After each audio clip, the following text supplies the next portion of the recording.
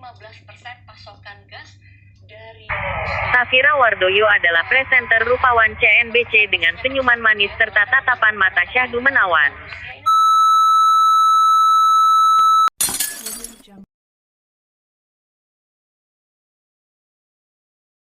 15% pasokan gas dari Rusia.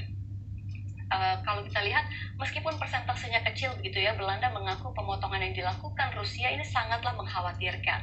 Dan sama seperti Jerman, pemerintah Belanda kini mulai menghidupkan kembali tenaga batu bara, dan pemerintah juga meminta industri dan pelaku bisnis untuk menghemat penggunaan energinya. Jadi harus ikat pinggang begitu ya. Sementara selanjutnya ada negara Austria begitu ya. Selain Belanda dan Jerman, Austria juga telah mengambil langkah serupa, yaitu memutuskan untuk mengaktifkan kembali pembangkit batu baranya pasca berkurangnya pasokan gas Moskow. Sehingga memang pihak berwenang akan bekerja dengan kelompok Verbund yang merupakan pemasok listrik negara itu untuk membuat stasiun di kota selatan bawah kembali berfungsi.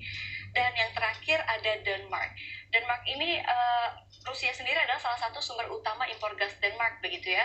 Gas mewakili 18% energi ya, mewakili 18 energi yang dikonsumsi warga setiap tahunnya. Produksi domestik Denmark ini sebenarnya menyumbang 3/4 gas konsumsi, sementara kalau saat ini stok gas Denmark ini sekitar 75%. Jadi tetap semua negara ini intinya khawatir begitu ya. Dan energi Denmark ini memang memberikan status peringatan dini nih, seiring kekhawatiran pasokan gas karena ketidakpastian impor energi dari Rusia akibat perang dengan Ukraina. Dan pengumuman muncul setelah perusahaan energi Denmark Ørsted mengumumkan pengiriman gas Rusia ke negara Skandinavia itu akan ditangguhkan mulai 1 Juni mendatang. Dan Ørsted diketahui menolak di penyelesaian pembayaran dalam rubel, di mana skema pembayaran tersebut merupakan senjata pemerintah Putin pada negara-negara yang memberinya sanksi karena serangan ke Ukraina. Ya, kalau memang sudah begitu ya, bisa dikatakan negara Eropa lagi CLBK begitu ya ke batu bara. Lalu apa kabar nih sama nasib perubahan iklim? Langsung saja kita ke slide berikut ya.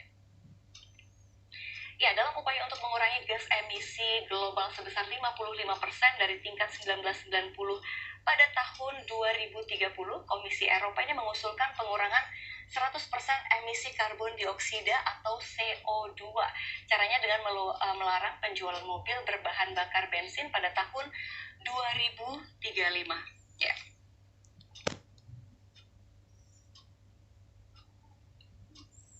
Ya, pada tahun 2035. Namun, memang Jerman menolak wacana ini. Menteri Keuangan Jerman Christian Lindner mengatakan bahwa akan selalu ada celah nih untuk kendaraan bensin. Sehingga memang pemerintah Jerman dengan tegas tidak akan menyetujui undang-undang tersebut. Bahkan ketika Jerman bersiap untuk menjadi tuan rumah KTT kelompok 7 atau G7 akhir Juni mendatang, di mana dalam pertemuan tersebut akan fokus pada peningkatan hubungan ekonomi yang masih rendah dan kooperasi dalam memerangi perubahan iklim sendiri. Ya, meskipun demikian, Lindner juga mengatakan nih, Jerman masih akan menjadi pasar utama untuk kendaraan listrik. Pasalnya nih, kalau menurut laporan yang dirilis oleh Energi Internasional atau IEA, ya, data dari IEA, pertumbuhan penjualan mobil listrik Jerman pada 2021 ini mencapai 30%. Sehingga angka ini memang mengungguli negara-negara produsen mobil listrik lainnya seperti Inggris, Kanada, Korea, dan juga Jepang begitu ya. Dan adanya peralihan pembangkit listrik akibat krisis energi di benua biru. Lalu ada Jerman yang menolak wacana Eropa yang melarang penjualan mobil bensin. Lalu peluang apa ya yang bisa diambil Indonesia sebagai produsen batu bara terbesar nomor 3 di dunia? Ya, kita lihat slide berikutnya. Ya, aksi boikot negara barat terhadap ekspor-impor komoditas Rusia sebagai sanksi ekonomi negara beruang putih tentunya membuka lebar peluang Indonesia untuk memasok batu bara ke sejumlah negara di Eropa. Misalnya saja Jerman begitu ya, yang meminta Indonesia memasok 50%. Ya, jadi Jerman meminta pasokan 50%. Dan ini dibenarkan oleh Kementerian Energi dan Sumber Daya Mineral ISDM yang menyebut Indonesia tengah banjir pesanan batu bara dari negara-negara Eropa. Hanya saja upaya Indonesia untuk memenuhi kebutuhan batu bara ke sejumlah negara di Eropa ini diperkirakan tidak akan mudah, alias banyak tantangannya. Yang pertama, ini selain tantangan dalam meningkatkan produksi untuk kebutuhan ekspor, RI juga akan bersaing dengan sejumlah negara seperti Amerika Serikat, Kolombia, Australia, hingga Afrika Selatan yang notabene memang sebagai pemasok utama komoditas emas hitam tersebut. Ya, selanjutnya upaya peningkatan produksi untuk memenuhi kebutuhan ekspor juga tidak gampang. Setidaknya ketersediaan alat-alat berat, ya, alat-alat berat dan juga alat-alat angkut untuk kegiatan tambang juga menjadi tantangan tersendiri. Dan hingga saat ini Kementerian ISDM meyakini nih, kalau Indonesia tidak akan menaikkan produksinya atau tetap berada pada target 663 juta ton pada tahun 2022.